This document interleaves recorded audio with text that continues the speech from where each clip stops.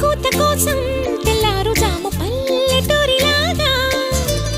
ఆగనే లేనుగా చెప్పవా నేరుగా గుండెలో ఉన్న మాట ఏ ఒకటి రెండు మూడు అంటూ అరే ఒక్కో క్షణాన్ని